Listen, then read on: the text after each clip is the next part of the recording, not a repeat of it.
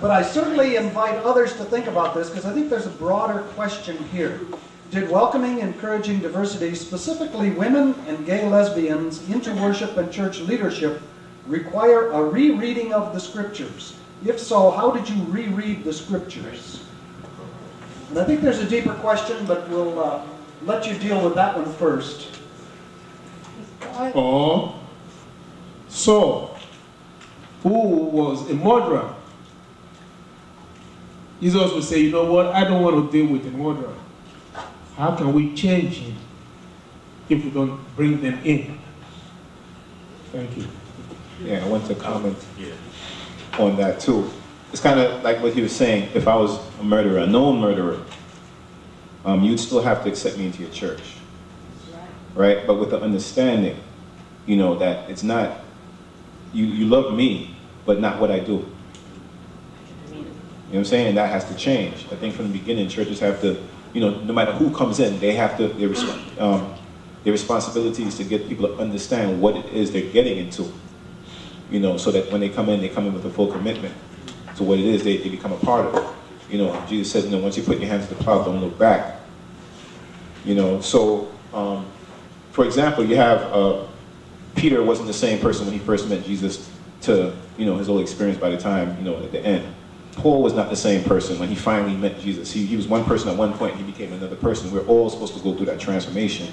You know, I don't know everybody's individual churches. I think the question might be, do you accept someone in and they stay as they are, and that's their whole experience, or do you accept them in and there's a responsibility for the church now to help them to get to the next level of their experience?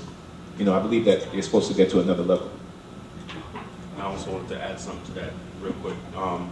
It kind of went back to something I mentioned before about education. Where you're at, where the church is, every church has their own specific job. We're all Christians and we all have that faith, but at the same time, as an addition to, you're in your community. You need to understand what is in your community. You need to understand what the people in your community are doing, what they like, what they don't like, because I really believe the church is the community. It needs to be the community. It needs to be a microcosm of the community. It needs to be a voice in the community when things go wrong and right, and it needs to be visible. I think we got too comfortable with just playing church. You understand? Remember, it's a movement. You know, at the same time, so it's an evangelistic tool. So just like we said before, welcome is a very, very important thing when you have in your churches. Like, you have to be prepared to accept anybody.